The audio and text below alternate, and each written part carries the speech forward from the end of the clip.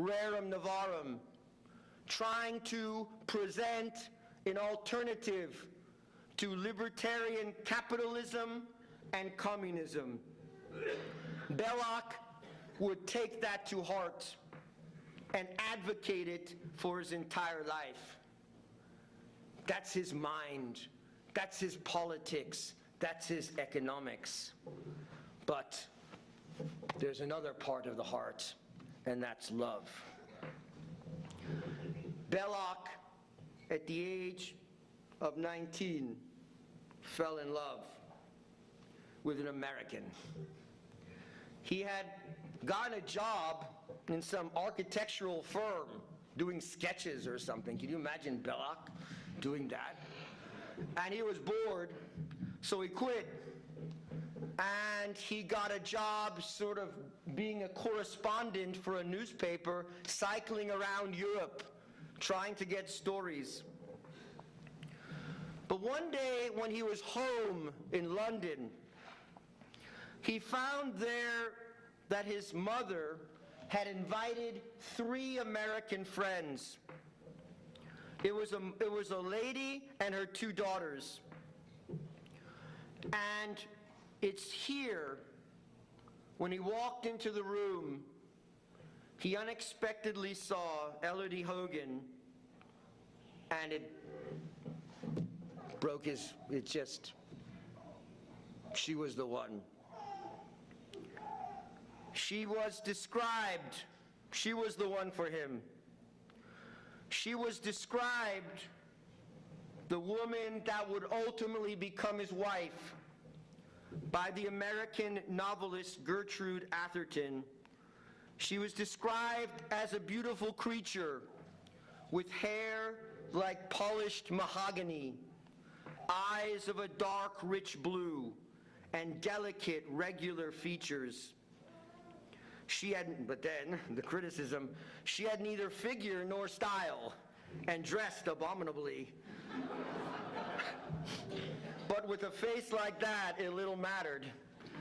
And she also possessed the twin gifts of personality and charm. Well, Belloc started becoming the Belloc we know, because when she went back, well, he heard that she was interested perhaps in the convent, and her mother especially wanted her to go to the convent. But Belloc, what would he do? What did he do? He sold everything he had of value. What a man. That's the kind of man women like, I think. So that's what they expect. Don't let them say otherwise. And he sold everything he had and went across and crossed the ocean and crossed America. The legend, because she lived in San Francisco, 6,000 miles away. The legend is he walked the whole way to get to her house. That's false, though. His grandnephew said that they had a postcard, and he says clearly that he took the journey by train. One of the proofs was that he stopped over in Omaha, Nebraska, where he says the food was particularly poorly cooked.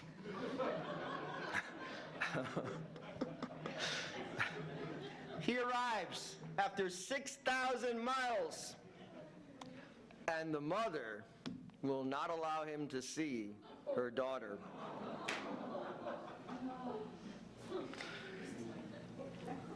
She was moved.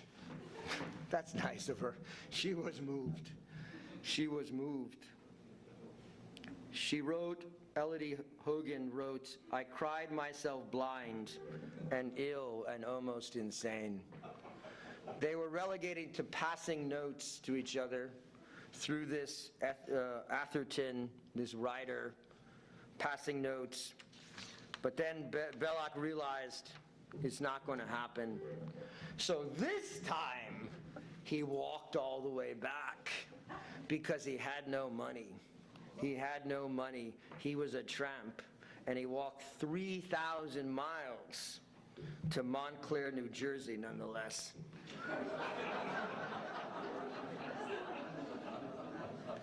And he arrived April 30th, 1891. And just as he gets there, 3,000 miles later, he gets a letter from Elodie Hogan saying, "Forget it.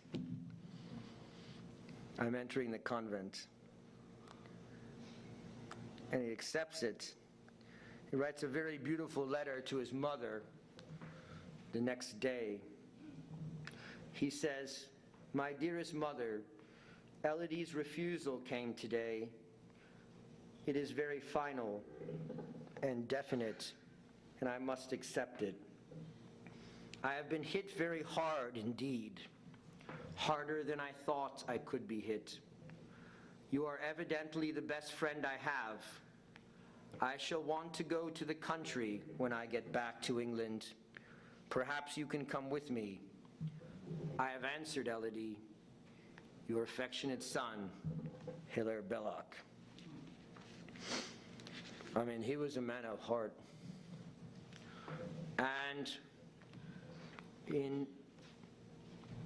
because of his loss of Elodie Hogan as his love, he decided to almost join the Foreign Legion.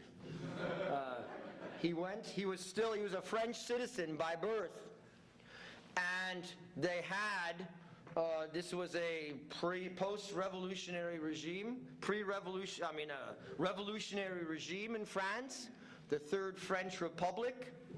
And he, as required, there was a draft, so in order to keep his French citizenship, he had to join the French army. And his mother was against it. Why?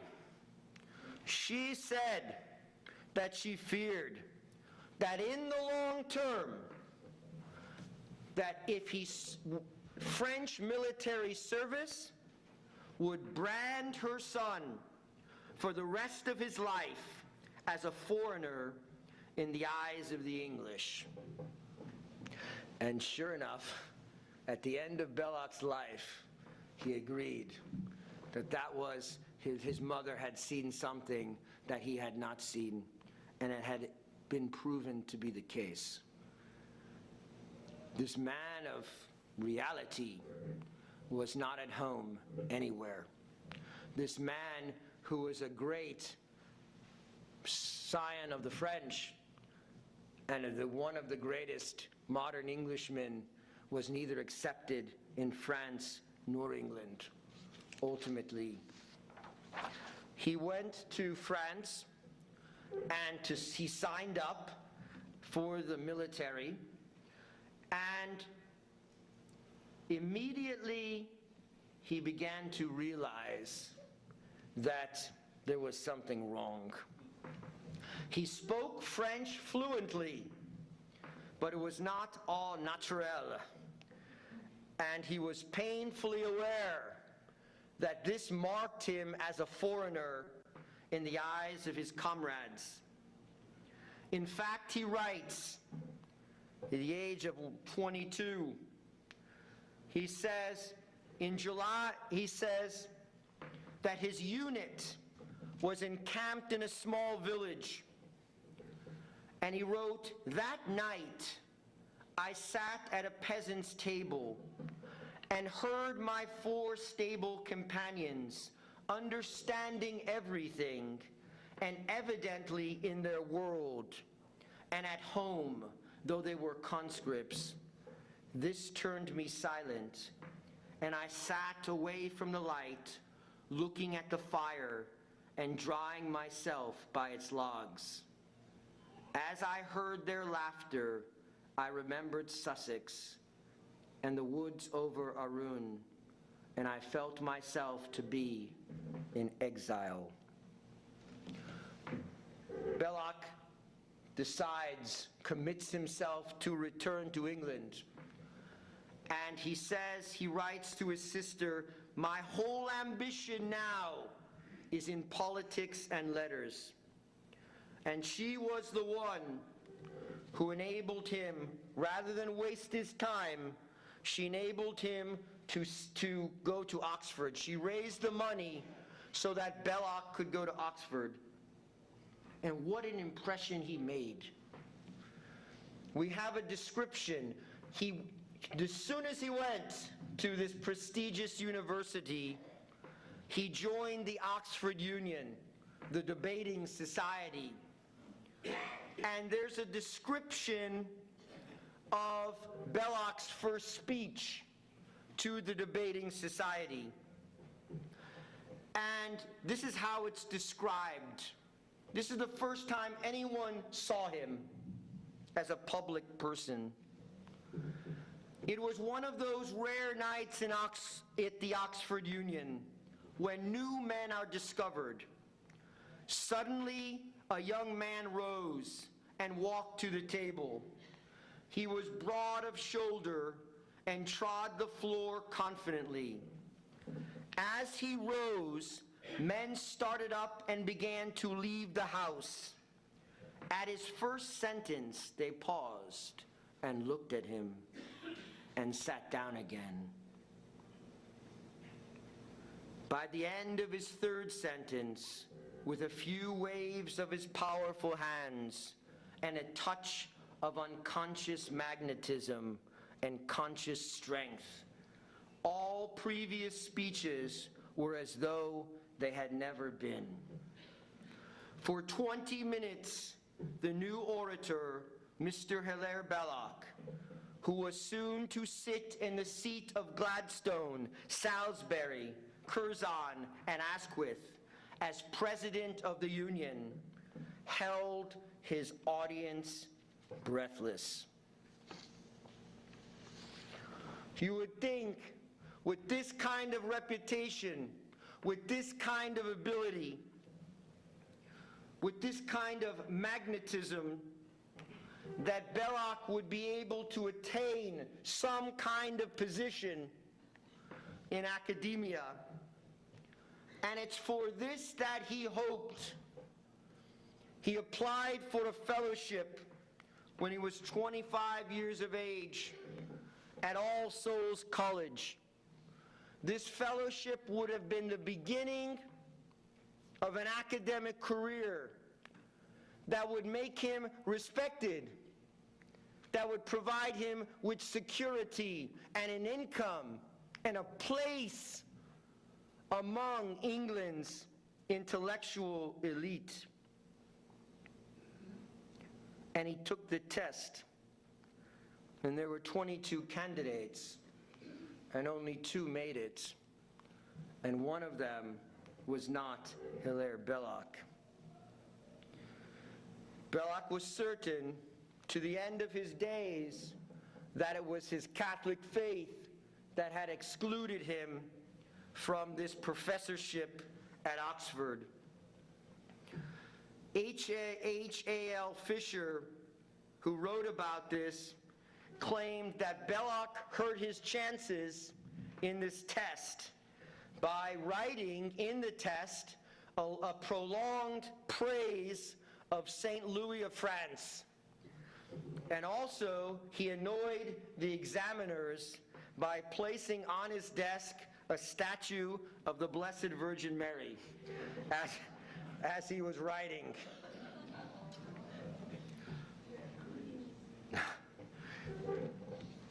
This was... So Belloc, coming out of Oxford, having nothing now, failing to attain the academic position that surely he had a right to, without any prospects on the horizon, with no money in the pocket, guess what happens? His girl decides that she wants to change her mind. Elodie Hogan tried the convent and didn't like it at all. So she writes to Belloc coming and get me. So without money, without a future, guess what? He tromped 6,000 miles back to California, and on June 15th, 1896, at St. John the Baptist Church in Napa, California, he married the love of his life, Elodie Hogan. Right after, well, in the years after, he tried one more time to find an honored place in British academia. But at this point, he was facing absolute poverty. His wife had just had their second child, Eleanor, and he applied for a professorship of history at Glasgow University. However, he had not taken into account the anti-Catholic feeling that was still very rife in Scotland, and to such an extent that he received a letter from the principal of Glasgow College informing him that his religion would be an absolute bar to the professorship. Belloc, Old Thunder, was furious. And he was so angry, he said, I'm going to apply anyways. And his wife persuaded him to withdraw his application. But he wrote, I have fits of depression when I consider that there is no future for me. But there was a future. As a great Catholic poet and apologist and historian. But Belloc was a personality and an orator from the beginning. And it's in 1900 where we see, early April, around this time, 1900, where we see his first meeting with the man who would be always his partner in escapades, G.K. Chesterton.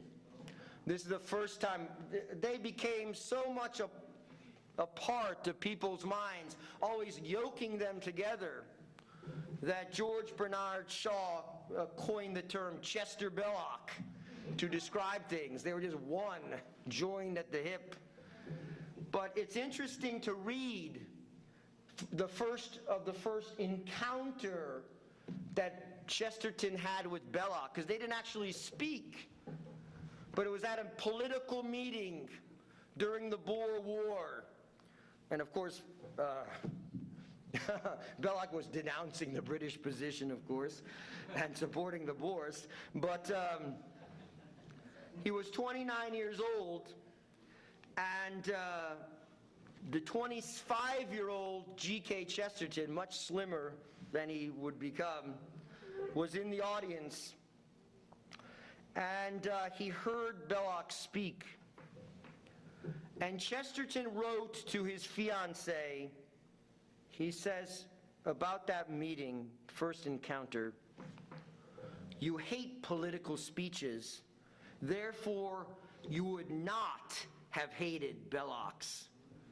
The moment he began to speak, one felt lifted out of the stuffy fumes of 40 times repeated arguments into really thoughtful, noble, and original reflections on history and character. Chesterton says, when I first met Belloc, he remarked to the friend who introduced us that he was in low spirits. His low spirits were and are much more uproarious and enlivening than anybody else's high spirits. He talked into the night, left behind in it a glowing track of good things. What he brought into our dream was his Roman appetite for reality and for reason in action. And when he came to the door, there entered with him the smell of danger.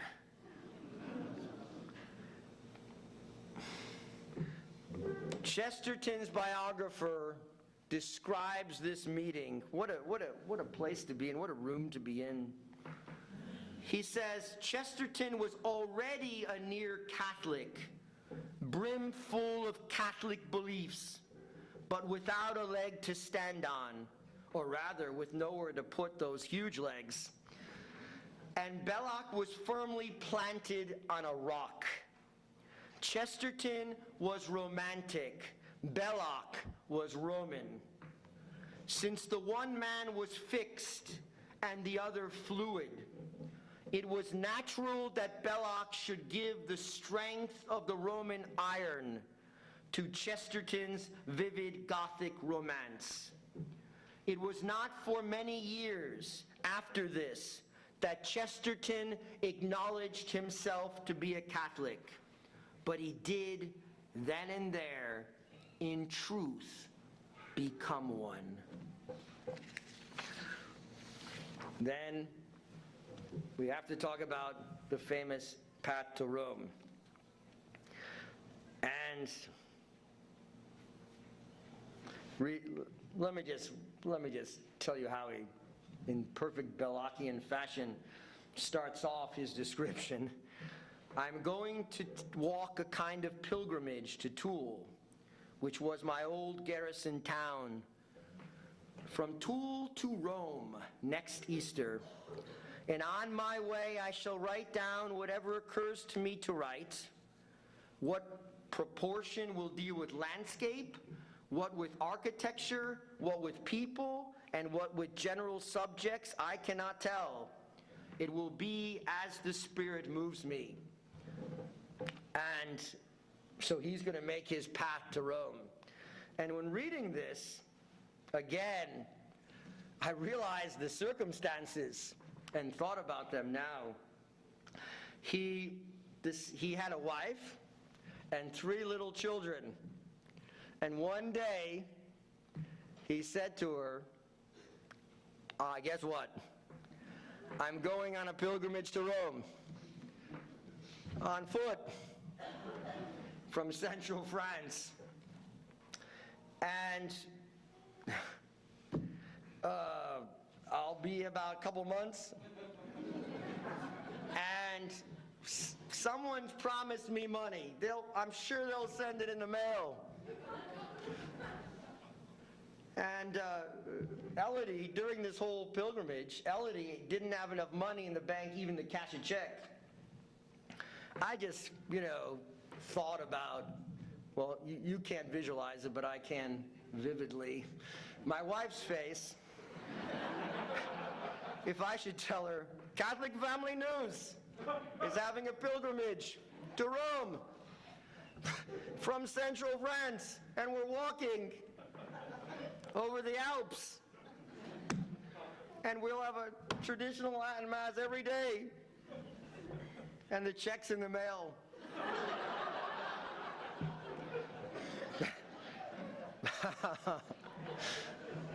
But, she's not married to Hilaire Belloc, I guess.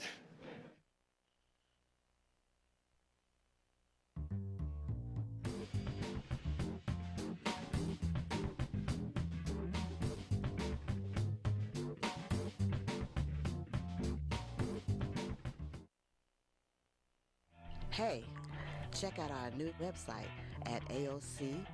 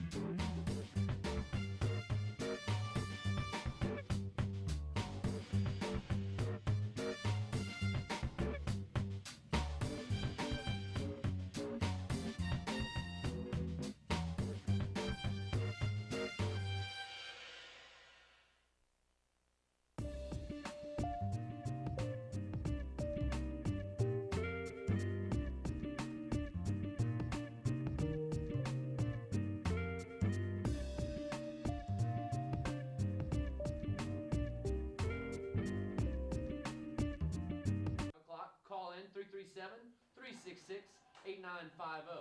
Folks, we've got a lot of wrestling talk to talk about because we were not on the air last week.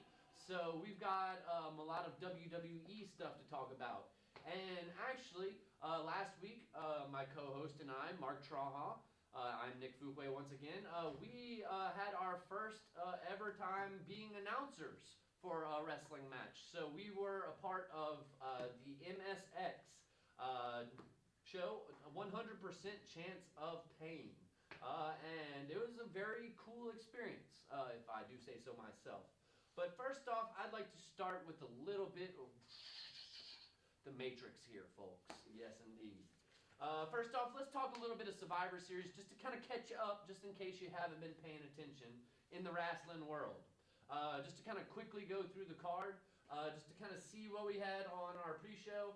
We had a new version of Fandango, which of course, if you're unfamiliar with Fandango, his gimmick has always been kind of based around the ballroom dancer, so to speak. Fandango's character now has been changed in order to be more of a, I guess you could say, a Spanish, Latino, spicy, romantic kind of dancer. I don't know. It's not working for me. It's kind of boring. I thought not that his character was that great before, but ultimately it was a little more fun in that the fans could participate in the dancing and whatnot. Anywho, we had news from Bad News Barrett, and of course, if he gives news, it's going to be bad, because he is Bad News Barrett. Other than that, nothing really on our pre-show. Which, of course, Vince McMahon added a little bit of stipulation to the Survivor Series main event, which, of course, the Survivor Series main event was the Team Authority against Team Cena. And, of course, if Team Cena won the match, then the Authority is out of commission, which, if you've been watching Raw the last couple weeks, we see that the Authority has been vanished. So I will tell you in just one moment how we get to that situation. So our first match, we had a Fatal 4-Way tag match, and it was Gold Dust and Stardust, who were the tag team champions, against the Usos, and the Mizes, and Los Matadores. Ole! Which, of course, Damien Mizdow is getting majorly over in the WWE audience. Which, of course, just a little backstory on their gimmick right now. Miz is this delusional movie star. He's been in a couple straight-to-DVD movies, and he's got a stunt double, which is Damien Mizdow. And pretty much Mizdow goes around doing the same things that Miz does. And, it's relatively entertaining, funny stuff. So, how you doing, Jacob? I'm pretty good. I'm pretty good. That's our producer there. Yes. Oh, Which I'm used to talking to somebody. I'm kind of a friendly guy. I like talking to other people. I guess I'm just talking to the camera. So if I yap too much, well, guess what? It's a TV show. That's what I'm paid to do. Well, really, I'm not paid. I wish I was, but yes. So, anyways, getting back to our tag match, we saw that the Mizes ended up going over in this match, and they are our new tag team champions. Quickly to run through the Divas Survivor Series match, we had the Diva heels against the Diva babyfaces, and of course, all four of the Diva babyfaces ended up winning. Dean Ambrose against Bray Wyatt. It ended up being a brawl, and we did not see much of a finish in this one, in that it is going to essentially be tables, ladders, and chairs. Bray Wyatt versus Dean Ambrose. Because this match essentially ended with Dean Ambrose smashing Bray Wyatt with a chair. Because Bray Wyatt dared him to. And Dean Ambrose doesn't put up with any crap from anyone. Anyways, yes, we have Adam Rose and the Bunny. Yes, folks, if you haven't watched wrestling recently, this is kind of what we're going through. There is, in fact, a person that dresses as a bunny. Looks kind of like the Easter Bunny that you see in the mall, but he does wrestling moves. So, yeah, wrestling. All right. Yes, we saw Adam Rose and the Bunny go against the Slater Gator, who fortunately did not have their little midget gator mascot out there with them, which of course Adam Rose and the Bunny won. Let's see, we saw Roman Reigns do a quick interview as we mentioned here a couple weeks ago on Sports Entertainment Tonight, Roman Reigns has been injured, and during his injury, he's been forced to go through acting classes. So I think that's rather interesting in that when he came back, he was full of the mojo, like, oh, I'm ready to kick some tail, yeah, you know, and it's like, whoa, this guy has a pulse, you know, so that's good to see. It's good to see from you, Roman Reigns. You can be like your uncle, The Rock. If you smell what The Rock is cooking. See, that's charisma. Roman Reigns, you can do it, okay? Anyways, what else do we have? Nikki Bella with Brie going against the champion AJ, which this was not much of a match. It was more of like a softcore porn, which, you know, I'm not complaining about, but anywho, Brie ended up, which is one of the Bella twins, she went over and distracted AJ by essentially making out with her. Okay, you know, so I'm sure CM Punk and Daniel Bryan were essentially happy about that. Which, of course, after the distraction, Nikki Bella went and did her rack attack, which is what her move is called, which I'm not sure how she got the name of that move, rack attack. Anywho, but Nikki wins the title, and now, all of a sudden, Nikki and Brie are, they're made up, they're friends again. Hi ladies, how's it going? Ooh, yeah. Okay, which folks, yeah, we get, in our studio, we have like a little door right there, so we see fun people walk by, you know, and if I see some cuties, I'm gonna wave hi, say, hey, I'm on TV, come holla at me, alright? So in our main event, we saw The Authority go against Team Cena, and there were a lot of surprises in this match. The big one being that, folks, we see the return of Sting, which actually, it's the first time we've ever seen Sting on WWE television. Very exciting stuff. So we saw kind of a back and forth match with a couple people getting eliminated from each team. It essentially came down to Dolph Ziggler on Team Cena, which Team Cena, well, John Cena didn't really do anything. But Dolph Ziggler essentially was the only one left against 3 Authority members. Well, Dolph started cleaning house. And you know I'm a Dolph Mark. You know, I'm a fan. And I am ecstatic that he is about to get a little push based off of our Survivor Series ending. But it seemed as though the cards were stacked against Dolph Ziggler. No matter how hard he tried or how many members he eliminated, you know, Triple H would come in, take out the referee, you know, that was about to make the count. And enough of the BS, here comes Sting. What? Yeah, folks, you know who Sting is. You used to watch wrestling in the 90s. I know you. You did. So you know who Sting is. He's back, and he's probably going to be fighting a WrestleMania match, which is really cool. Most likely, looks like it's going to be Triple H. So that was essentially the Survivor Series pay-per-view. Dolph Ziggler ended up winning the match after Sting came and made the save, and ultimately, you know, the Authority is out of business. So let's move on to kind of what we've seen in recent weeks here in the WWE. But just to kind of take a little excerpt, a little break from the WWE, let's talk MSX, which stands for Mid-South Extreme. Folks, if you have not checked out MSX yet and you're a wrestling fan, you definitely need to check it out because it is local wrestling. You know, the WWE maybe comes to Louisiana once, twice a year. You know, you get MSX, you know, roughly once every month or so. You know, so if you enjoy the environment of going to a wrestling match, I highly suggest you check out some MSX. Which our next date, which I believe Mark and I will be working, doing commentating, it will be January 28th, I believe, in Elton, Louisiana. Same place they had this last pay-per-view. So as of right now, the MSX champion is Christian Blake, which of course he is out right now injured. But they do have Rhett the Threat, who they call Retro, and he has the ace in the hole contract, which is very similar to the Money in the Bank contract in WWE. So he is looking to try and cash in his ace in the hole contract. Okay. One of the matches we saw Well, which actually we did see them two kind of going at it at the beginning of our little MSX pay-per-view this past Saturday, but we had some interference from Victor Morbius, who ended up taking on Red the Threat, and Red the Threat, our ace in the hole contract holder, ended up winning the match. Then we see the Brothers Hatchet, which included Cody Hawkins, who was on our television show 2 weeks ago, I believe, on Sports Entertainment Tonight. Really cool dude, and a great wrestler. He was on the show a couple weeks ago. Him and his tag team partner, KC Riddle, who I believe were tagging for the first time, went against Switchblade and the Killer Cajun Chance Broussard, who were kind of the baby faces of the match. And ultimately, Switchblade and Killer Cajun Chance Broussard ended up winning the match.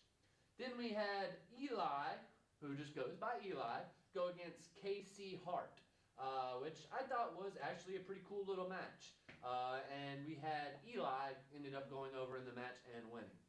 Then we have the California Heat, Beautiful Bobby and David Silver, who just kind of, these were like some guys that were in love with themselves. They were drinking their little cocktails. They had pink shirts on and stuff. So that was kind of their characters. They went against the Mexican Giant and Crimson. I tell you what, Crimson probably impressed me just about more than anybody out of everybody at the show. However, Crimson's tag team partner, the Mexican Giant, who was formerly a heel and came out, saying USA, USA, and was trying to portray a babyface, he ended up turning on Crimson during the match. So folks, you kind of see, like, this is almost like a WWE pay-per-view. It's just in real life, and you can see it in your hometown. Okay, so come check it out. Then the next match, we have TK Riot against Core, and honestly, I don't remember who won that one, and I did not write down who won that one for some reason. Then we have Trucker Jones and Titan going against Team Wolfman, Flip Jackson and T-Wolf. The match kind of ended up in somewhat of a brawl, and ultimately it led to the main event of the night, which was a battle royal. And ultimately, the winner of the battle royal was our new #1 contender. Okay, and we ended up seeing Dirty Andy Dalton, who I did not mention his match earlier. Which, hey, welcome, Mark. Sorry I'm late. It's quite all right. I've already let the crowd know what's going on. Lafayette traffic, folks. It happens. Yeah. But I was just, I've run through the Survivor Series card.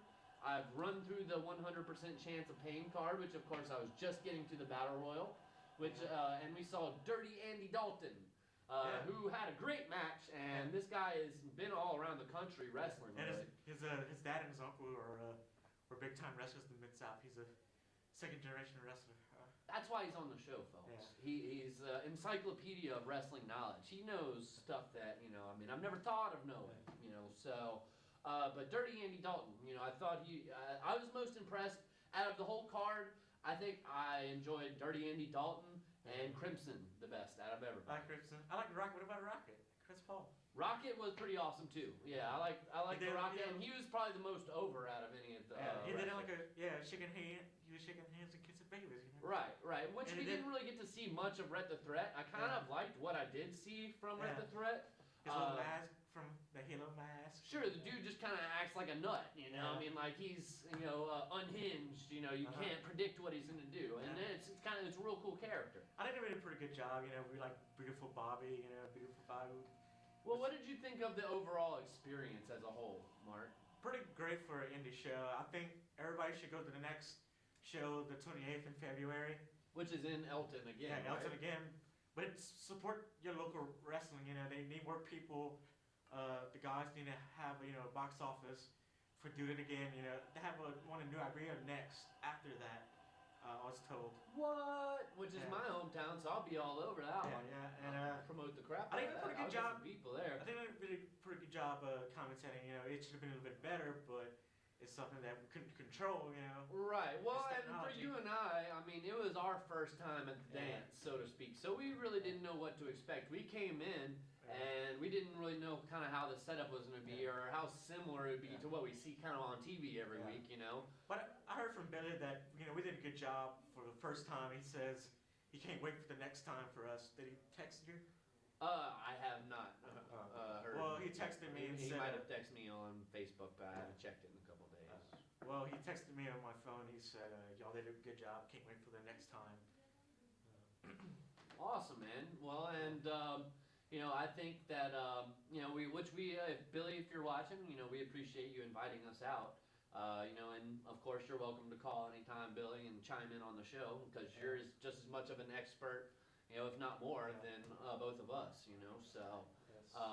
But ultimately, I enjoyed it, and next time I think it's going to be even better, just because we'll be more familiar with all of the characters, all of the different talent that they have, and we'll just be a little more comfortable with what we're doing. Yeah, and Which we have like a kind of a we're gonna have to we can not have to talk over each other. We can just have a chemistry. And folks, I believe if you want to see this pay-per-view, it's still available. I think all you have to do is go to WGSX TV. Yeah. Is it not? Yes. WGSX TV. Billy's put it in right now, but it's on there. But the interview he did with Rocket, it's on there. We do a promo for him. Awesome. And I think I have to ask Billy when he's going to edit it. He's going to probably take. Oh, it'll probably be on soon. Yeah. Okay. But yes, and we folks just keep on looking out because we're looking to become more and more involved in the local wrestling productions. Yeah. And we're gonna make that a part of this show just as much as WWE. Maybe TNA, Ring of Honor, maybe because we're supposed to get our show for here. And it's coming, Yeah. and if we have an hour to kill, folks, I mean, hey, TV time, you can listen to me yap, but we got to come up with some material, and that's going to provide us with a lot of material and help promote our local wrestling companies. Yeah, we need to.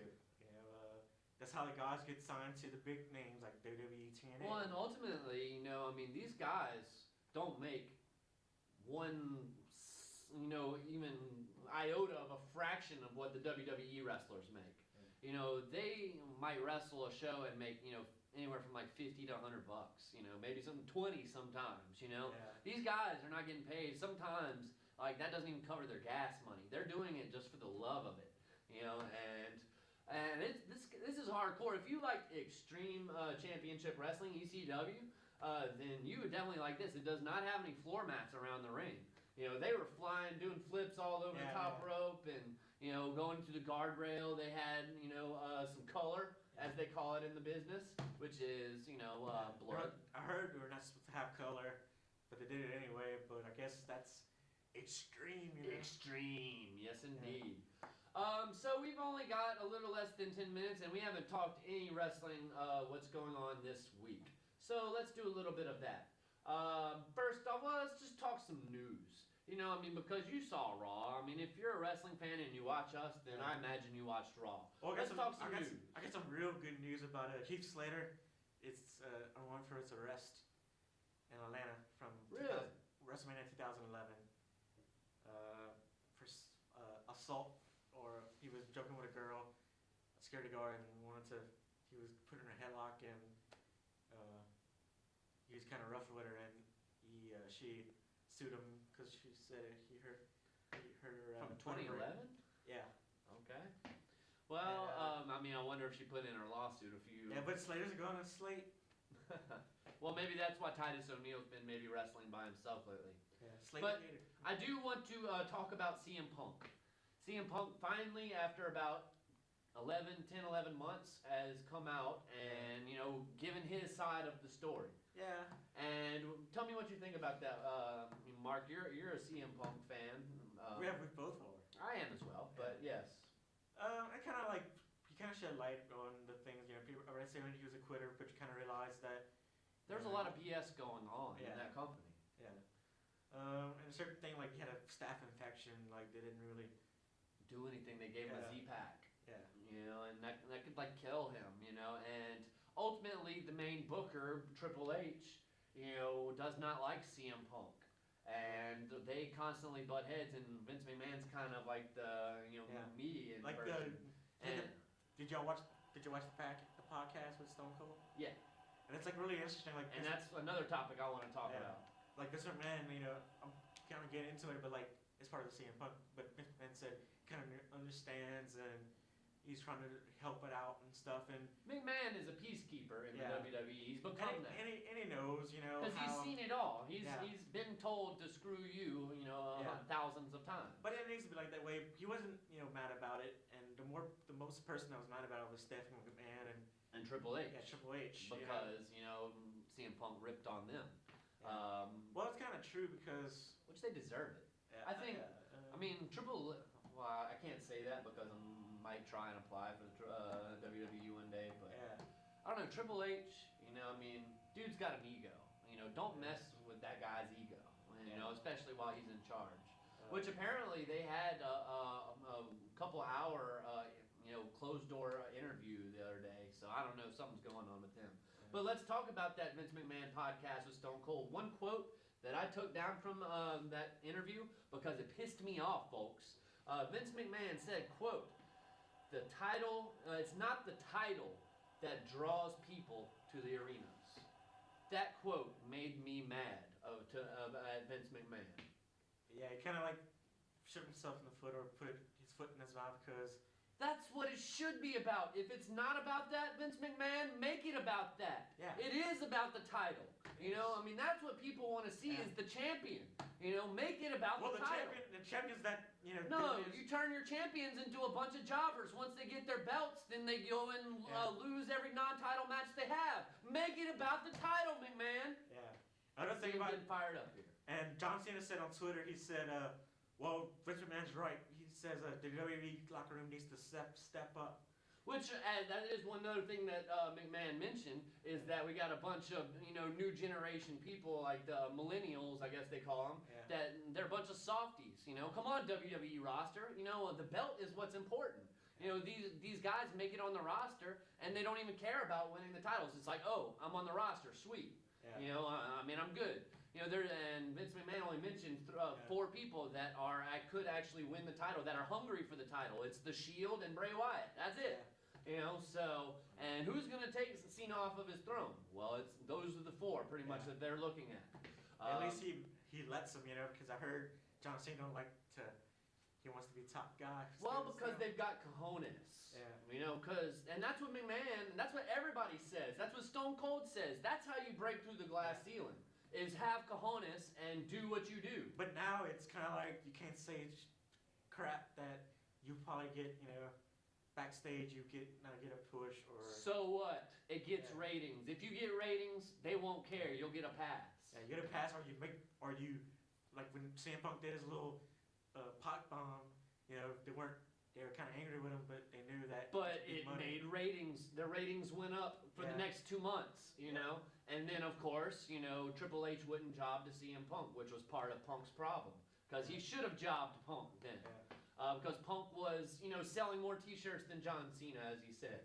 Yeah. He was just as popular, if not more. Not the best in the back. Okay, let's talk a couple more news. What's with the Bellas getting along now? Do you think Brie is just playing Nikki just to get her title, or they were at each other's throat, and now I just think the writers are like, let's make them heal together. Nobody's gonna remember that they had the feud. Is that it? And, maybe so.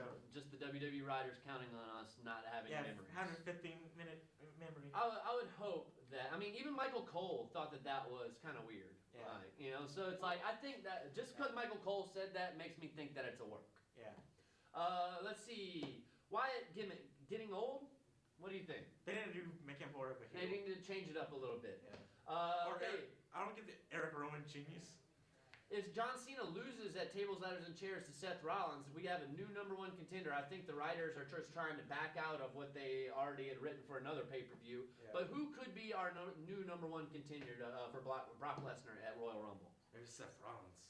Maybe Seth Rollins. Okay, that could be interesting because Seth Rollins did curb stomp Brock Lesnar at Hell in a Cell. Let's see, what else do we have? New Fandango sucks. New Day, kind of cheesy. He was supposed to be sexy.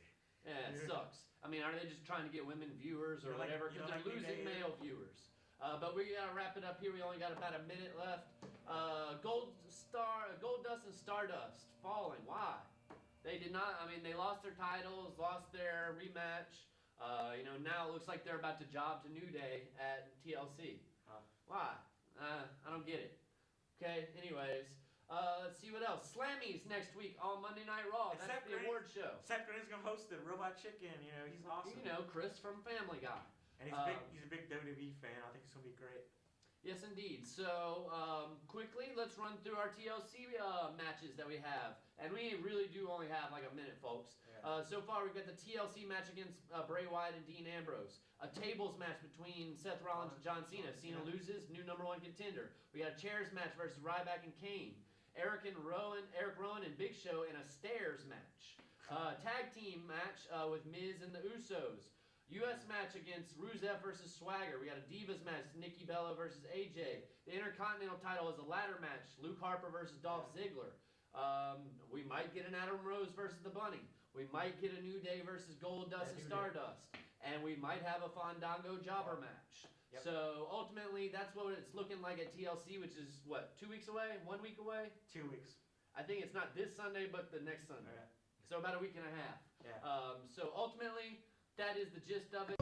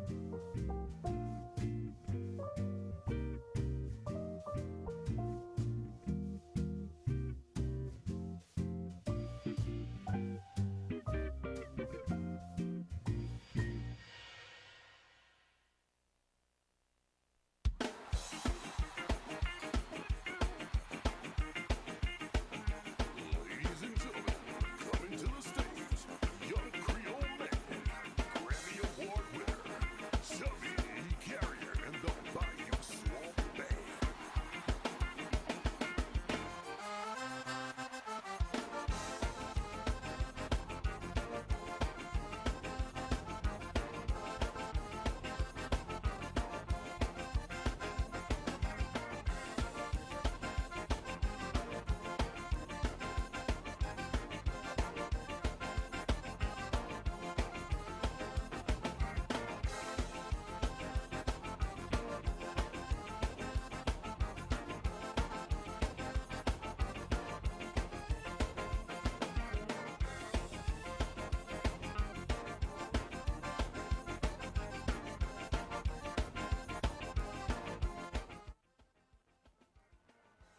Interested in doing your own thing on TV or internet radio? Contact us at 232-4434 or aocinc.org.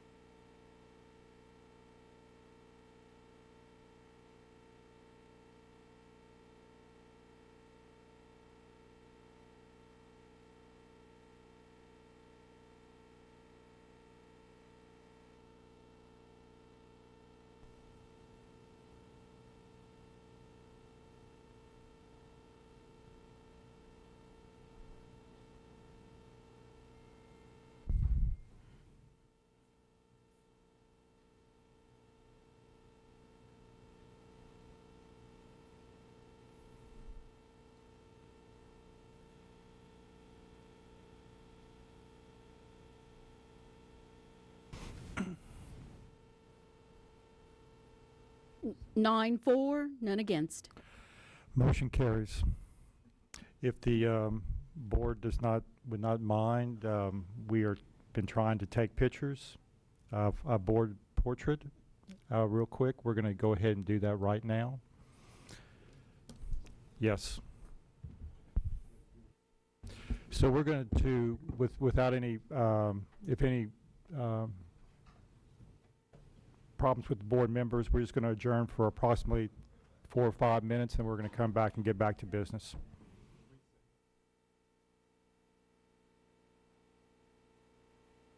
We'll take a recess.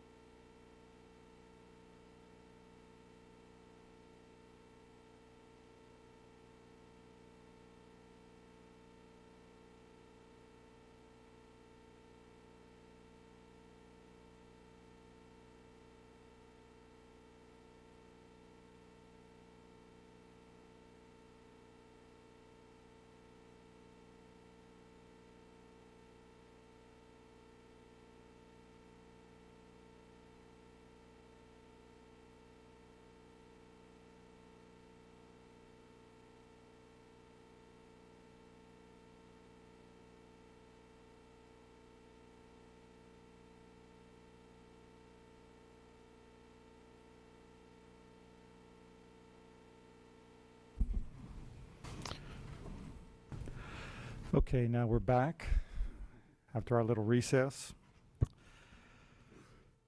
Financial and information reports. Financial reports, item number 1, sales tax collection report for October 2014. Mr. Simpson.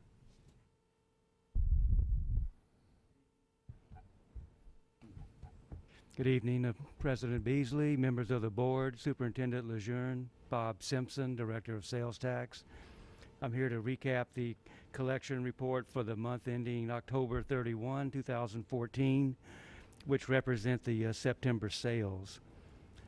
The collections of the combined Lafayette Parish sales taxes increased 5.5%, or a dollar amount of $564,000 for the month of October. We are now approximately 6% over budget for the 4-month period that ended in October. The breakdown of the budget variance can be seen on page 6 of the sales tax report as to how this surplus is allocated to the different areas, the different funds. The surplus is $1.7 million for the combined 65 and 88 taxes, and $459,000 for the 2002 tax. Are there any questions on the report? I'd be glad to take those now. Move receive the report. Okay, have a motion, Mr. Aubrey, and a second by Mr. Babineau that the board approves the sales tax collection report for the month of October 2014. Any questions for Mr. Simpson? Any board members?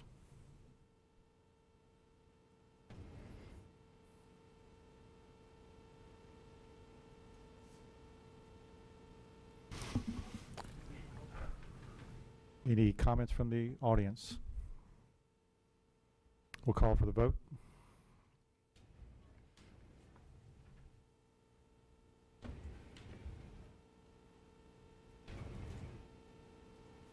Nine for, none against. Motion carries. Thank you, Mr. Simpson. Information reports. Item number 1, personnel changes for December 3rd, 2014. Move Mr. receipt of the Leininger. report. We have a this is just an information item. Okay, Mr. Leininger. President Beasley, Mr. Lejeune, and board members.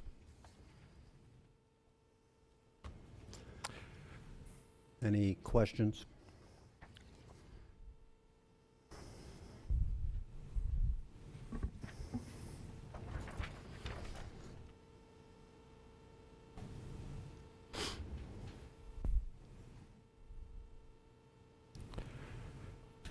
Mr. Angel. I don't have any questions, but I do want you to know that you and I had a discussion about last month's report where we had a guy. His name was on there twice. Yeah, actually, Patrick, that person was replaced by another person with the same name. No, what it was he retired and he went back to work to open up the school part-time. Right.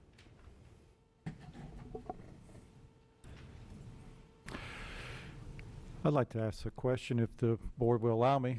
I saw in the media, the newspaper this past week, talking about the number of teachers leaving. Right.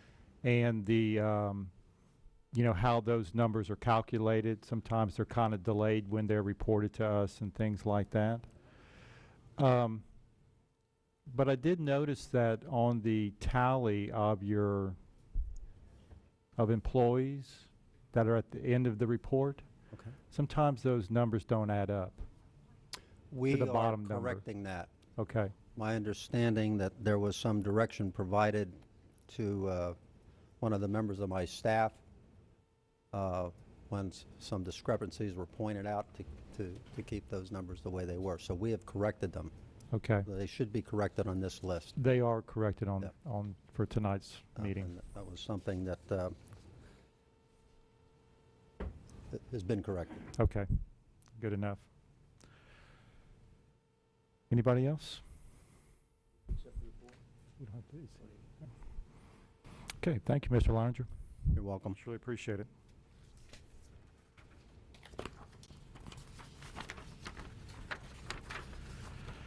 Item number 2, status report for Construction Fund 2012 Limited Tax Bond Fund. Mr. Bordelon. Good evening, members of the board. Kyle Bordelon, Director of Planning and Facilities. In your packet is the status report for the Construction Fund 2012 Limited Tax Bond Projects. If you have any questions, I'll be glad to answer those at this time.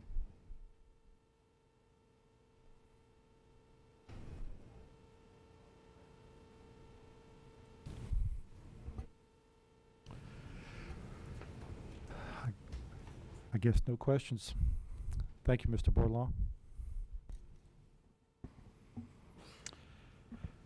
Okay, we do not have any introduction items. We move straight to action items. We have six items under action. I'll read each one, and if you want to pull it, please let me know. Item number 1, LPSS High School, College, and Career Coach Job Description Draft. Item number 2, new counselor staffing allocation formula as per committee proposal of November 12th, 2014. Pull that one, please. Item number 3, approve RFP recommendation, RFP number 15-15 for use of Section 16 property, Youngsville area.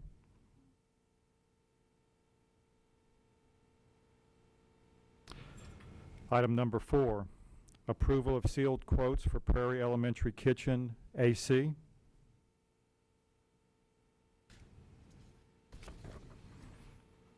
Item number 5, approval of sealed quotes for Broussard Middle Sewer tie-in project. And item number 6, ratification of resignations, retirements, and terminations of non-tenurable employees. I'm sorry, Dr. Beasley, could we pull number 3 for discussion? Okay, well, I'll come back to that in a sec. I'm on number 6 right now. Can you pull it out?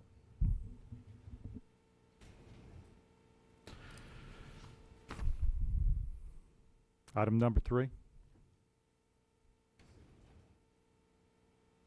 Mr. President, may I request that we pull item number 1 as well? Thank you, sir. Motion to approve items 4 and 5. I believe that's accurate. Have a motion by Ms. Trahan and a second by Mr. Angel to approve items 4 and 5. Any comments or questions from board members? Any comments from the audience?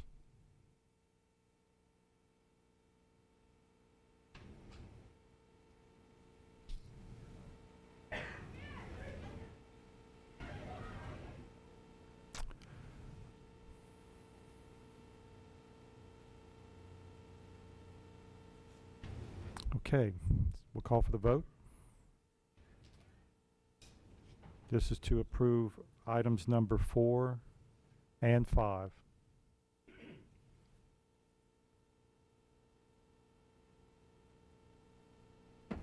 Nine for, none against. Motion carries.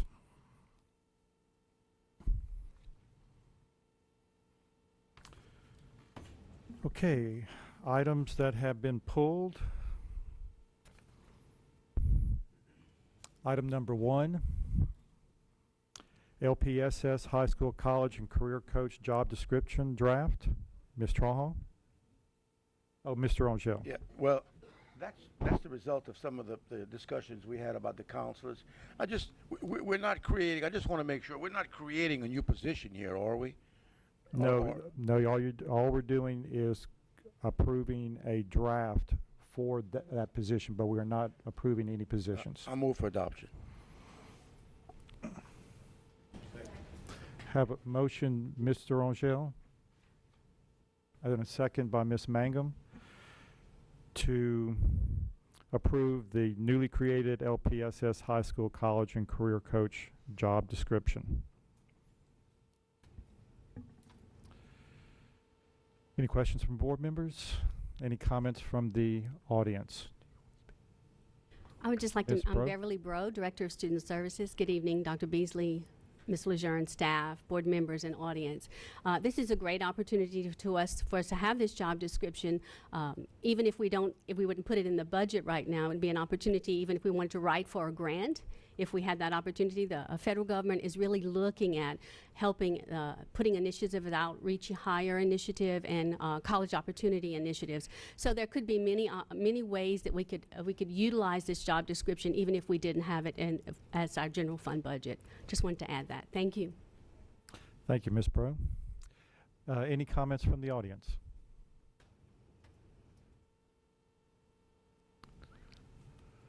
Call for the vote.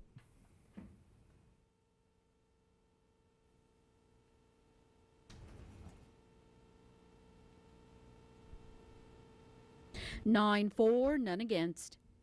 Motion carries. Item number 2, new counselor staffing allocation formula as per committee proposal of November 12th, 2014. Ms. Trahan? Yes, thank you, Dr. Beasley. I was not at the committee meeting, and I apologize for that. But my question was, why was or did the committee decide to deviate from the state law requirement? Ms. Bro? Beverly Bro, Director of Student Services, and that was because we wanted to push that number out to 450. Our former policy, our previous policy was 400 to 1. That was what this district, how this district staffed. So at your recommendation, you want to push it out to the state, the maximum state guideline. So to push it out to 450, we deviated somewhat on the first 3 positions so that we could handle or manage the volume that we would have if we pushed out the last 3 positions. Again, we did a lot of work in this on this policy. I think it's a good policy. We took into consideration the recommendations that you had made, Ms. Trahan, regarding putting 1 counselor on in every school. cutting out those half positions. And if you really look at the numbers on the other page that we gave you, we would certainly probably not have many counselors over the number that you had requested, Ms. Trahan, the 3 at elementary and middle school, because we pushed those numbers out after 3. So it's not likely that you would have many more after 3, and same for high school. After 6, you probably wouldn't staff because those numbers are pushed out pretty high at that point. We think we can handle the volume that way. We think it's a great policy. We incorporated what Mr. Aubrey had suggested to make one policy, and we ask for your support in this. I did want to take a moment to thank the people who worked very hard on this policy. Pauline Duplantis and Lisa Isaacs covered for me. I was not here, and they spoke to you last time on the introduction item. Many of the administrators came and spoke, and many of the counselors held meetings, and I wanted to thank the board members for attending those meetings and for your interest in this initiative. College and career readiness is on the forefront at the college, at the federal level and at the state level. We're going to do everything we can to make sure that every child has every opportunity to attend college and receive scholarships and opportunities. So again, when all is said and done, we accomplish things through the support of others, whether it's this initiative or it's students. The support that we get is rarely do we accomplish something alone, and we need the support, and so I ask you tonight for your support for this policy. May I ask you, Ms. Bro, does this policy increase our counseling numbers? It does not. It does not. We maintain the same number of counselors that we should have at this time. Okay, I thought by my calculations there was an additional 1, if not 2. There were previously when we looked at it, but if we hold to the formula, we have an appeal and a safety package in this above and beyond this formula. And so if you include that, then it does push us over 1. If we don't include that, then we're at the number we should have. Is it the intention of your department to increase to this policy at this current time in the budget predicament we're in? It is not our intention to increase. Okay. My thoughts when I initially brought this to you in particular and to other staff members was that if we moved as a district to the state formula, we would be then overstaffed, and there would be 4, maybe 7 counseling positions that would not be in the current policy if that policy was changed. My hope at that point was not to remove counselors from schools, but to implement this new college career coach job description and put some of those excess counselors in that position, so we would be already implementing that the tactic that Calcasieu Parish is doing very successfully. And I think you guys looked at that and saw that it was a big success, that job in that capacity in their schools. Currently, with this staffing policy, we're unable to do that. And you're aware of that, right? Right, but I am really looking at initiatives to write for a grant to supplement. And the whole idea in Calcasieu Parish, it never replaced counselors. It's supplementing counselors. Yeah, but I think Calcasieu does staff to the state formula, and we don't. Calcasieu in some areas does. We looked at them pretty closely, and it depends on the school, the population, and the need. So in some places they're under, in some places they're at the formula. Okay. I just wanted to make those statements so that the rest of the board knew the intent when all this stuff was introduced, and that this resulting policy that is being proposed is a change from that thought when it was proposed. Thank you, Ms. Brown. You're welcome. Any other questions? Any other board members? Move approval. Have a motion by Mr. Aubrey and a second by Mr. Cobb to approve the new proposed staffing allocation formula selected at the November 12, 2014 committee member as requested by Ms. Trahan. Any questions, board members? Any comments from the audience? Call for the vote.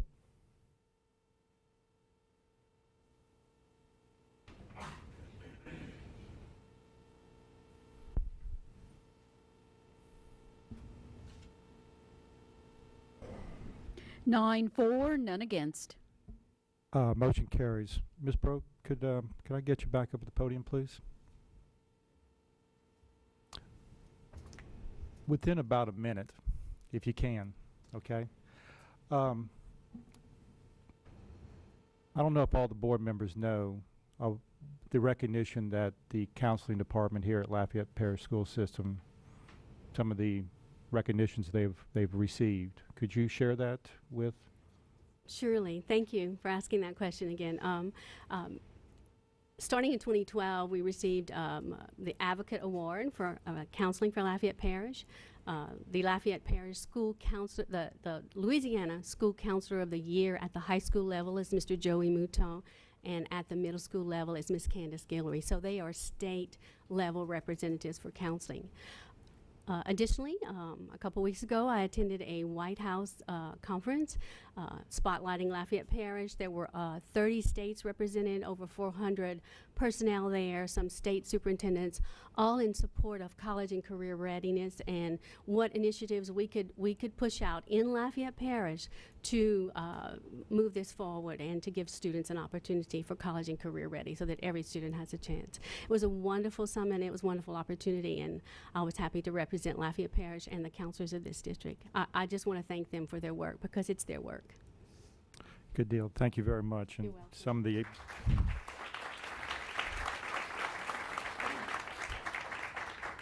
Some of these items are kind of meshing together in some ways.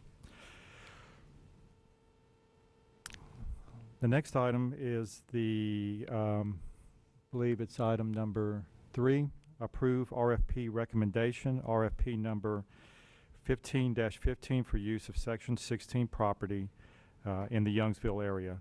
Ms. Traha? Yes, I pull the item in order to give staff an opportunity to explain to us the process used and the reasoning for coming up with these recommendations. Okay. Mr. Lee Francis and Ms. Dugas can provide you with that information. Lee Francis, purchasing agent.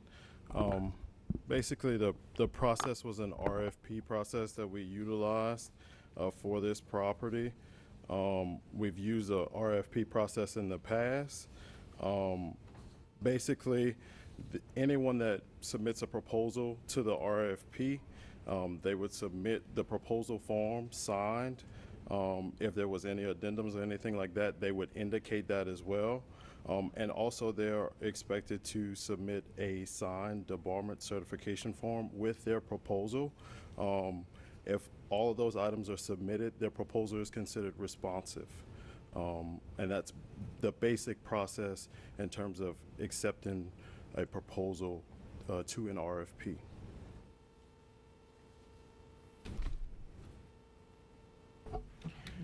Yes. Sir, could you tell me who drew up, who drafted the RFP itself?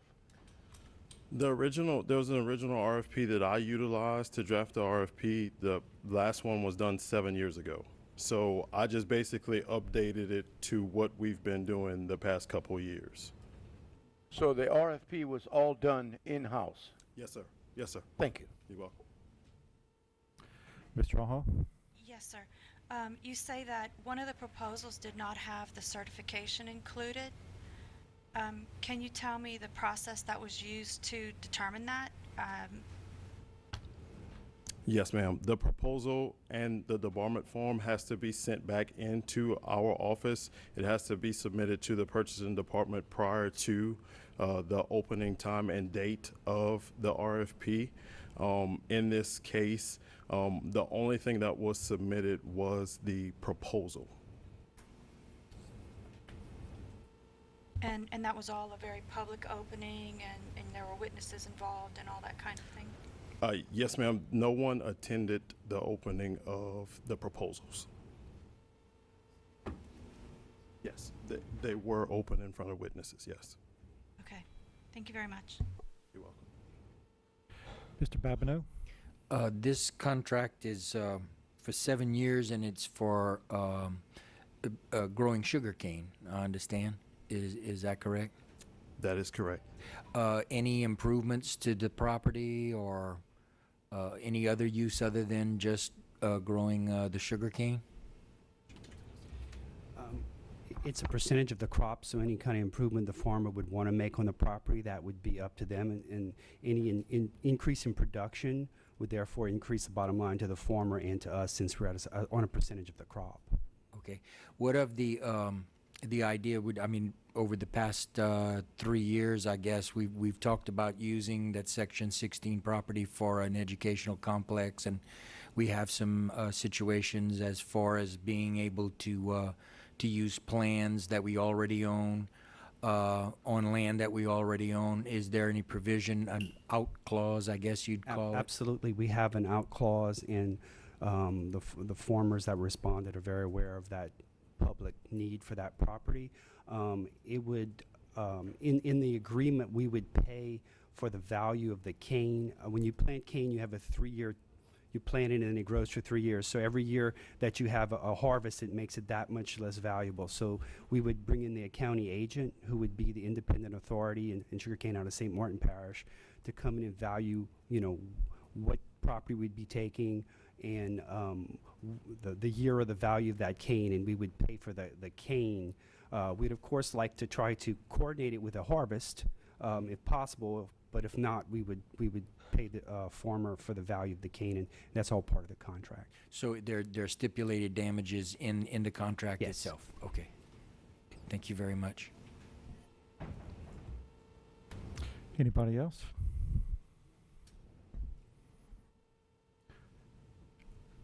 Okay. Move approval. Have a motion, Mr. Aubrey, and a second, Mr. Angel, to approve the RFP, to approve the recommendation of staff and award the contract for use of Section 16 property in the Youngsville area to Sugarland Acres LLC, Dwayne J. Viator. Any comments from the audience?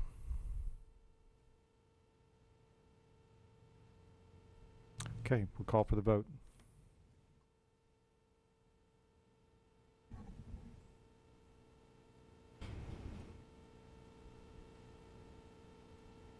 Nine for, none against. Motion carries.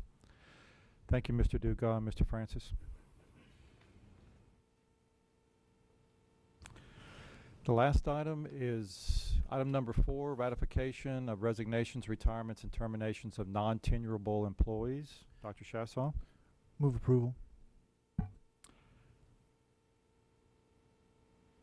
Have a motion, Mr. Aubrey, and a second, Mr. Babineau, that the board ratify the resignations, retirements, and terminations of the employees attached to this item. Any questions from board members? Any comments from the audience?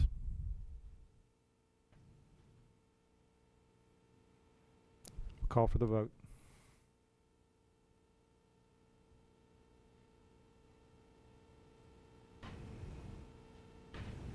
Eight for, one abstain. Motion carries. I believe that is all of the items that were pulled from action. Okay. We will go into public comments right now. I want to let the audience know that there are 2 more items following public comments, 2 executive sessions but right now the order of the agenda calls for public comments.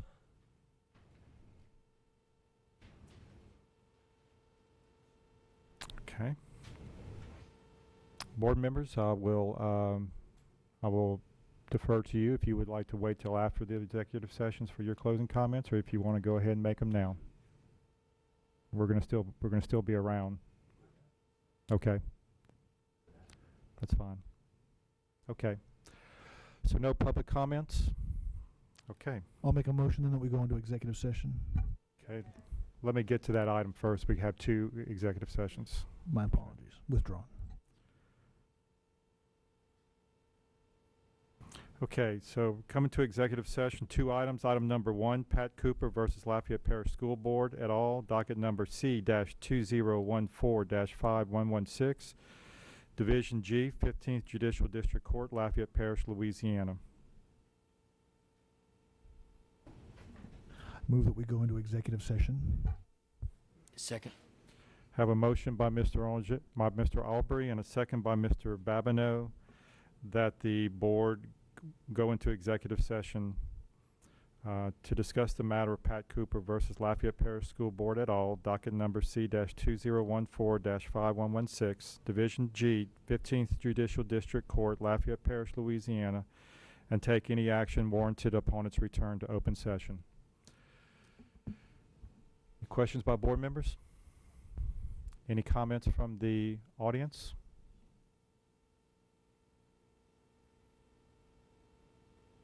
So the motion is to go into executive session concerning this item.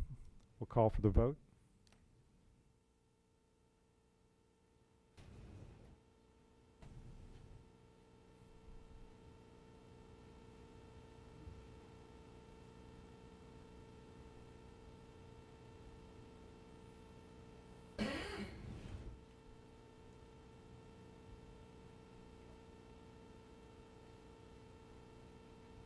Nine for, none against.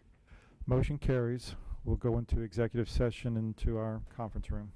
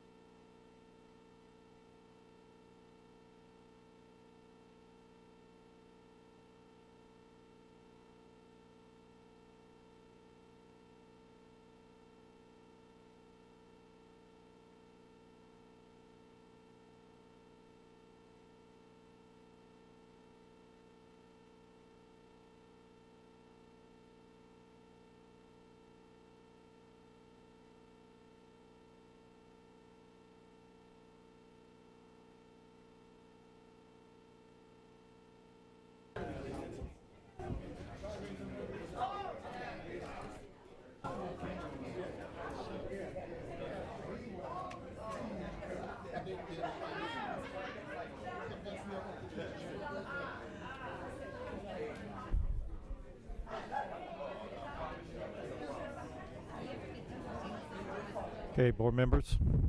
Move that the board return to regular session. Second. Move that the board return to regular session. Second. Have a motion by Mr. Albury and a second by Mr. Babineau that the board return to open session. Any comments, questions? Call for the vote.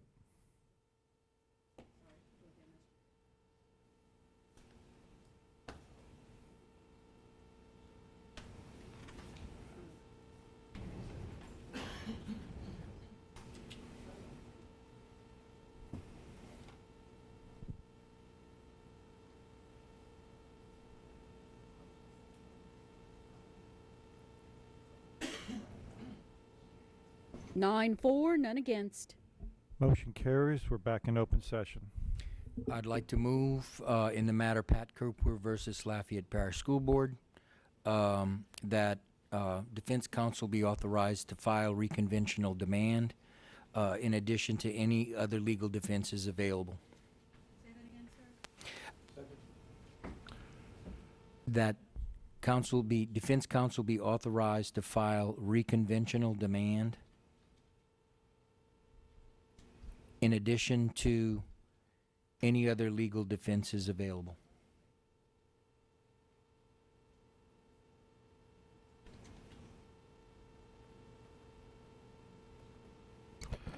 So we have a motion by Mr. Babineau and a second by Mr. Angel. I'll read that item when it comes up.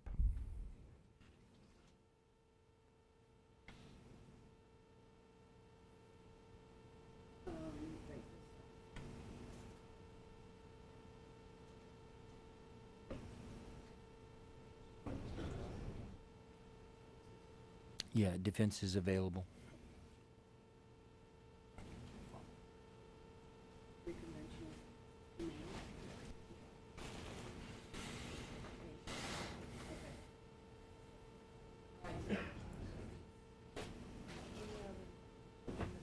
Yeah, any other legal defense is available.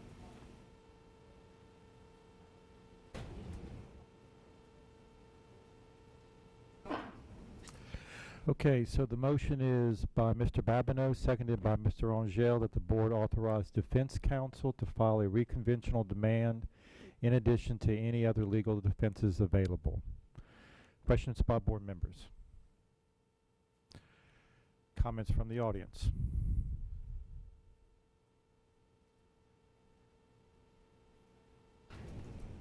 We'll go ahead and call for the vote.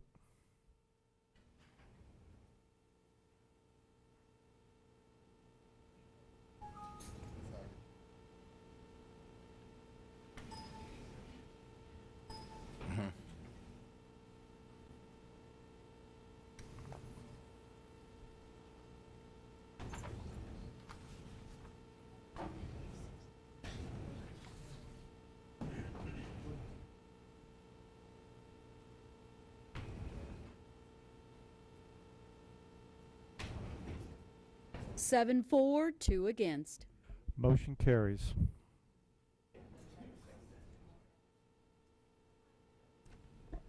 Item number 2.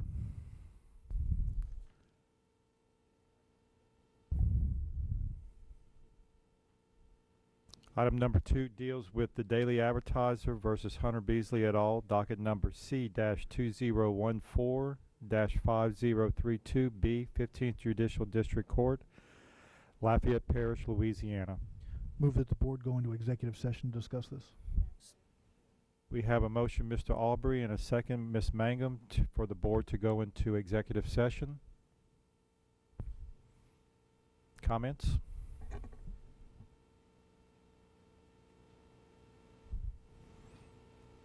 No comments?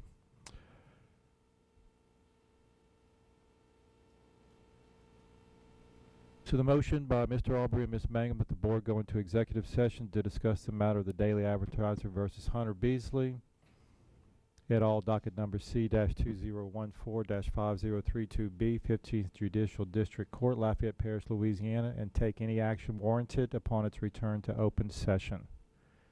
We'll call for the vote.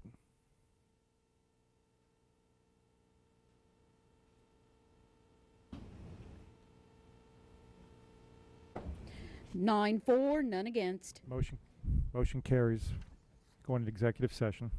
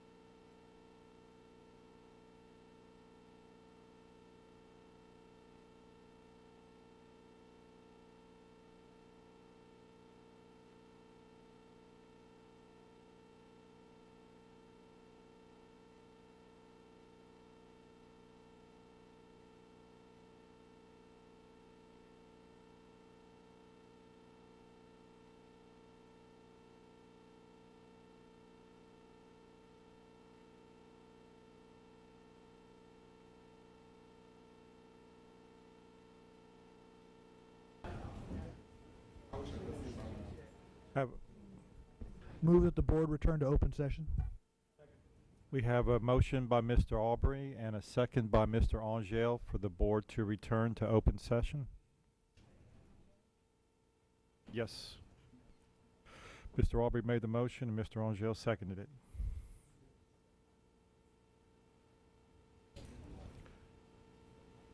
We'll call for the vote.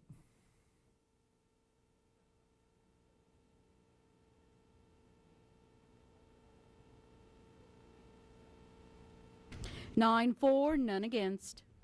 Motion carries. We are back in open session.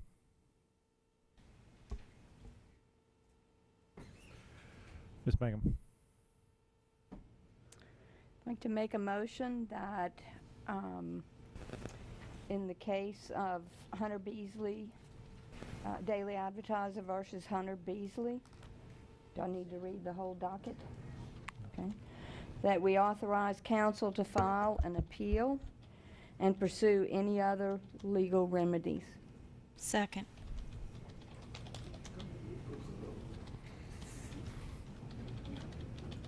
We have a motion, Ms. Mangum, and a second by Ms. Strawhon.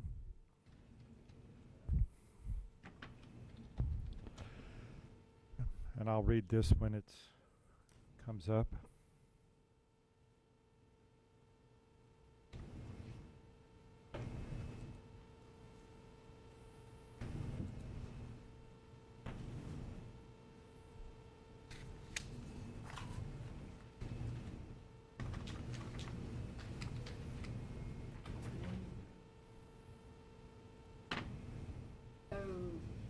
Wait, just a second.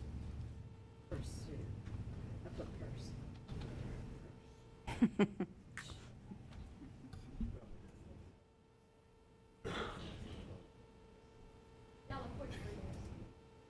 You got it? Yes, sir. Okay, the motion is Ms. Mangum, seconded by Ms. Strawhon, that the board, in the case of Daily Advertiser versus Hunter Beasley, authorize counsel to file an appeal and to pursue any other legal remedies. Comments from board members? Comments from the audience?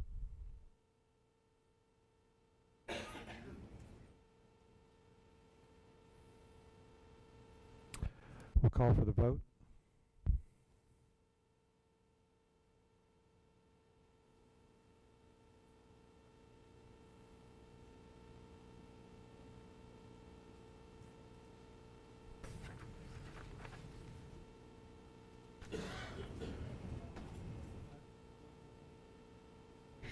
Nine for, none against. Motion carries. Well, we have a motion to adjourn. If do board members, we kind of deferred comments, but would that be okay? Since we deferred it from, okay. Dr. Chasson, let's start off with you. Real quick, I wanted to thank staff. Ms. Beato, I mentioned to you that I wanted to say thank you on the board floor, and Mr. Lejeune as well. Just at my daughter's school noticing problems. Ms. Beato came personally. I called Mr. Lejeune on his cell phone. I mean, they're right on top of things. We just happen to not have the money to address a lot of these issues now. But as Ms. Beato said, as her and I walk the campus, it's something that we're going to have to address eventually. And we're going to have to find the money for it because there's some unsettling conditions at some of these schools. Real quick, I can't do, or I won't do everyone tonight. Tonight is December 3rd, and we only have the special budget meeting, and then the 17th will be the final meeting. If you wouldn't mind, I just wanted to say a few words for at least half of the board real quick. Seeing as that probably won't get a chance to say it all, so I'll just start with Mr. Aubrey, go to Mr. Bouillon, and then finish off with Mr. Beasley to Ms. Strawhon at the end of the next meeting. Mr. Aubrey, sir, since I got on the board, you have always came with the most logic and reasoning I can remotely think of. You never have any emotions tied to it. You can look at something from every single side and be able to explain it. And just when I think that I've got you cased in and I know exactly how you're going to vote for that one particular agenda item, something goes a little hinky, and then you vote the opposite way. And then when I speak to you after the meeting and ask, Greg, what, I don't get it. Explain it to me. Your logic and reasoning, I always ask, you don't think you could have maybe mentioned that? Because I can side with that, and I would have voted for that as well. So, so for everything you've ever done, for all the time you've spent helping out at the various schools, Paul Bro and various other schools, I appreciate it and thank you. Mr. Babineau, you, sir, always vote your conscience, always. You always do the right thing. You're a natural leader. The notion that you can speak multiple languages baffles me to this day, because just when I think I have you cased in, you break out a new language on me, and and I find that amazing. Your intelligence is beyond compare. It never ceases to amaze me. I wish you the best of luck in your election, the best of luck. I know you'd be a great judge. Ms. Mangum, although you're the least tenured board member, ma'am, you have been in education longer than I've been alive on this earth. And that goes without saying. Ms. Mangum, how many years have you been in education? She said, I don't think you guys could hear at home, but she said 999. I'm only 33 years old. But the advice that you have come to me with before and after meetings has been so valuable that a board member can't steer off course with someone like you and people that are in the audience at every single meeting guiding us along. You can't go wrong. Mr. Bouillon, you and I came in brand new. No idea what was going on. All we cared about was just wanting to help. We talked the night of the election. Whether we were on one side, the same side, other sides, no matter if you could say I'm right or you're wrong or vice versa, we've always respected each other's opinions regardless. And for that, I appreciate you, because you and I talked probably more than anybody else. We called each other all the time. And I'll start with Mr. Beasley for the next meeting. But there's one other person that's not here, and that's Mr. Cockrum. And hopefully he's listening, or maybe someone can share it with him. Mr. Cockrum gave me a multitude of advice whenever we first got on the board. Who to go to when you had a question. Hey, Mark, I'm confused. So who do we talk to? Oh, you go talk to that person. Man, really nice, give you the best advice. He and I called each other a bunch of times, bounced ideas off of each other. We always talked. He was always friendly. He cares about the school system just like every other individual. And a lot of times, a lot of us get a bad rap, and the audience and the public don't know each other like I've gotten to know each one of you. So to the 5 of you, 4 here and 1 not, thank you for everything. And I will be ringing you guys' cell phones for help in the near and dear future. Thank you, Dr. Chasson. Ms. Trahan?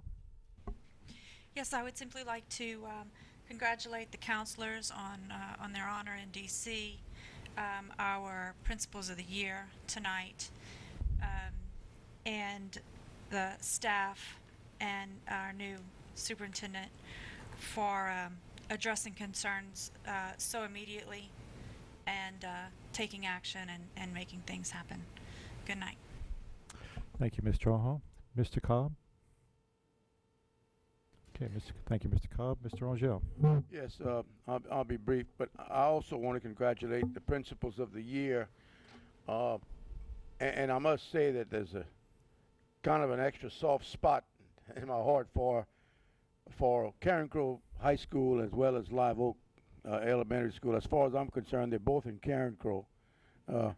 We actually annexed Carencro High School many, many years ago, and if Live Oak would have been there, we'd have annexed that too, but it wasn't there then. It was a field at that time over there. So they're right literally across the street from the Carencro city limits. So congratulations to all of the principals, and especially the ones from Carencro. Thank you very much, and good night. Thank you, Mr. Angel. Mr. Aubrey? Yeah, it was quite a while ago when I used that word, and I wish I'd have had my camera ready when I told Mr. Chasson that it was from the Urban Dictionary. A lot of good memories, and I'm proud of the things that I was able to accomplish. I don't know if I'm going to be here next week. I'll give my end speech here, I guess. I think that we've done a lot in my tenure here. We brought the Early College Academy here to this school system. It's the top performing school in the district, and that's thanks to an idea that Ms. Trahan brought back from a conference, and we had to get laws changed to actually implement it. It's a fantastic program. Unfortunately, we don't fill all of the seats in it. I have 2 girls that are going there, and I just want everyone to know that that's just a fantastic school. It's a fantastic program, and my children absolutely love it. I had 4 children in public school when I started this. I have 2 remaining. They'll be finished in a couple of years, and I'm glad to see that we have more parents getting on the school board. I think that your children being in the schools is something that really keeps the passion alive, and in order to maintain the energy to do this job, you've got to have passion, because you certainly run out of gas. I got to tell you. It's not something that, we're part-time. We have these meetings. We have 20 budget meetings over the summer. It's just a little part-time job. But I have to tell you, between getting phone calls when you're at work and when you're on your days off, and thinking and worrying about what's going on absolutely every day. There's, in 8 years, there hasn't been a day that has gone by where I haven't opened up a book, a budget report, done research on the internet, consoled parents whose children they feel are being treated unfairly by a teacher or by an administrator or some situation. It's a everyday thing. It's like being part of a family that you're in the middle of things constantly, and it's very rewarding, but it's very taxing as well. I have to say that it was absolutely worth it. I don't know if I would do it again. Probably. If the same situation come up again, I would probably, start it all over. But you definitely have to have a passion in order to maintain the level of energy that's required to do this for essentially expenses, because of the driving, and everybody knows I drive from out of town. I spent 2 hours driving to this meeting, and I'll be going back to work in the morning. So, I don't look for any sympathy over that. It's just part of the job. It's something I accepted when I started. But if you don't have the passion, you're gonna run out. And I really admire those people that are taking these seats. In some cases, you're gonna have some shoes to fill, and I think you need to, put the pedal to the metal, because it's gonna take a lot of energy, especially at the beginning, because there's a lot of learning and a lot of statistics and data and where everything is located, even just that, where the departments are, where to get information, how to do all of that it's going to take up a lot of time, and the curve is pretty steep to start. But I think that in the end, you're going to find it very rewarding. I'd like to thank everybody for the help I've gotten. I'd like to thank all of the constituents that have called and thanked me for what I've done. Sometimes it's thankless, or it seems thankless, but I've got a couple of letters from people that have written to me, and I want everyone to know that I really appreciate those. They're on my bulletin board.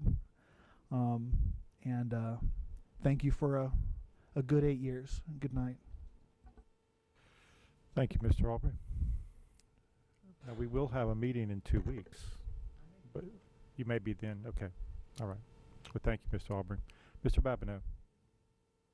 Yes, I'd like to also recognize the counselors' awards in Washington, D.C. Also, Ms. Danos, Mr. Mouton, and Mr. Roebuck as Principals of the Year. And need to make a special note about Kirby Jambon. I attended a presentation at Vermilionville, And it is incredibly amazing what this guy has done for the immersion programs.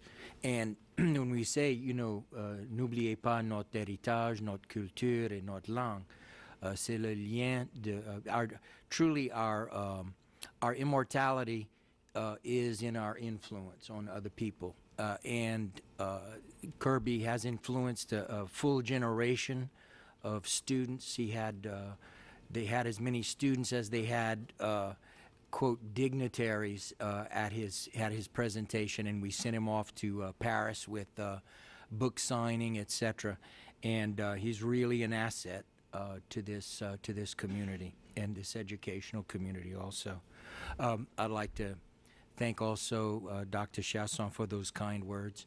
I can tell you truthfully that there's never really any clear answer for anything that we do here, and I guarantee you that the hardest decisions in life are the ones that you make when both sides are right. You know, there's an open position, you know, in this seat that needs to be decided, and I'd like to remind everyone that Election Day is Saturday, and it's an important decision, very, very important decision. I was incredibly impressed that 20 people wanted to do what we do here, and people are willing to step up to the plate. It's challenging, but it's a true interaction of a community, and there's a balance that you find, you know, between need and want, and that's what we have to do with budget. It's an incredibly complicated, you know, procedure, but the people that make a difference are the people involved, and I encourage everyone to participate. And if I would not be running for another position, I would have run for re-election into this seat. It's a challenge, but it's an extremely rewarding position to be in when you can help people and make a difference every day. Thank you. Thank you, Mr. Babineau.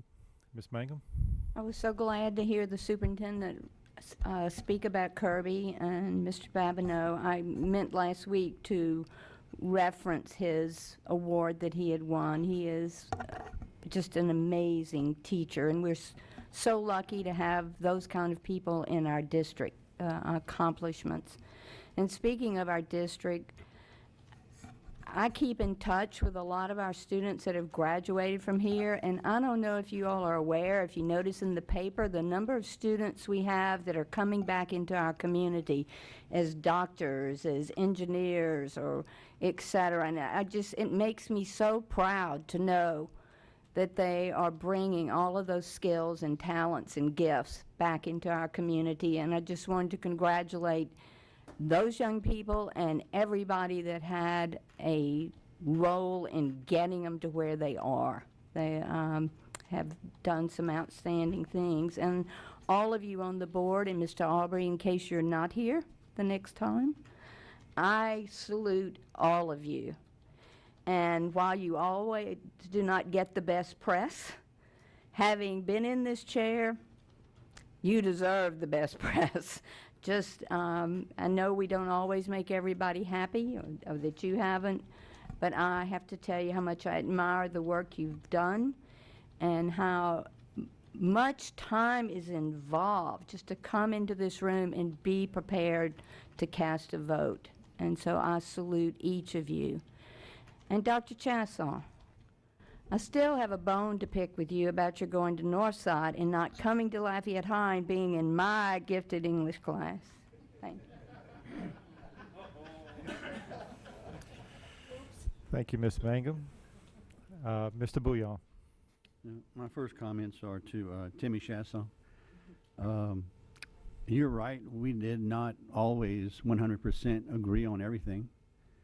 But one of the things I respected about you and about all of the board members, truly, you never reprimanded me for voting the way I voted, even though it was against you.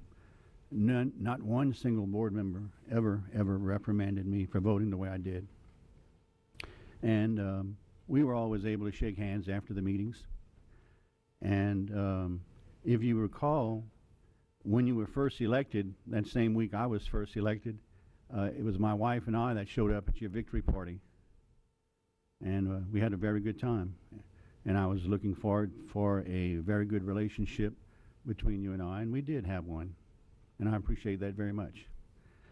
But the only thing I'm upset about is that I want everybody to know, don't ever give an ice chest of crabs to Timmy Chasson because he doesn't return the ice chest.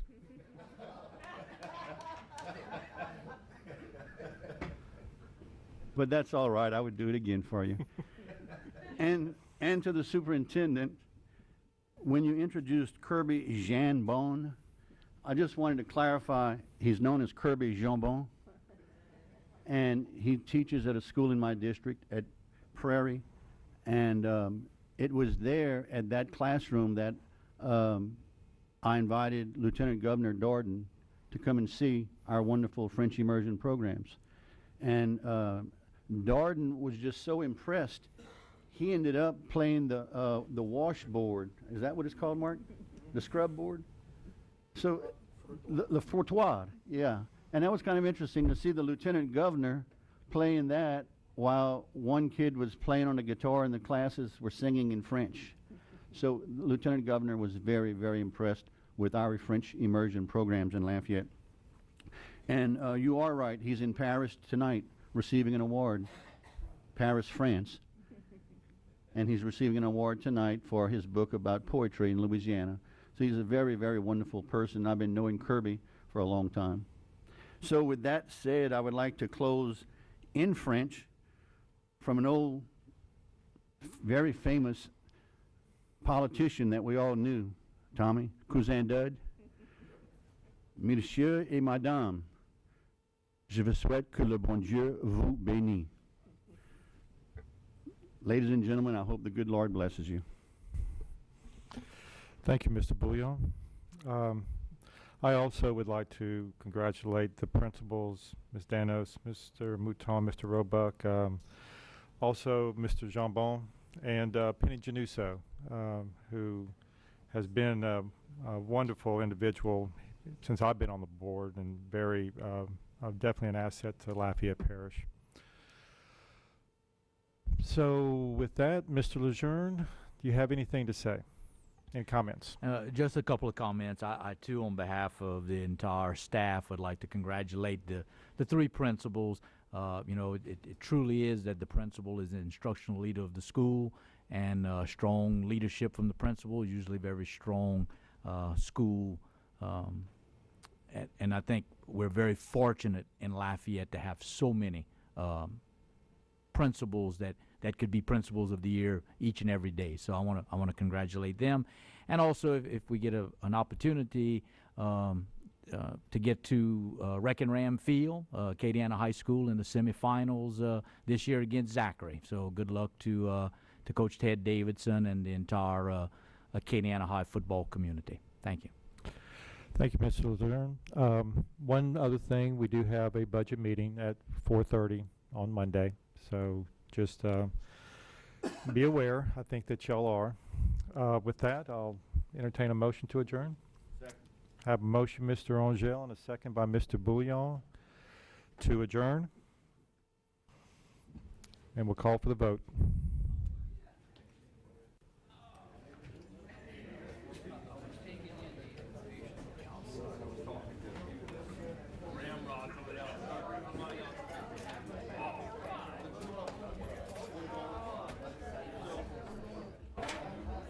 Sorry.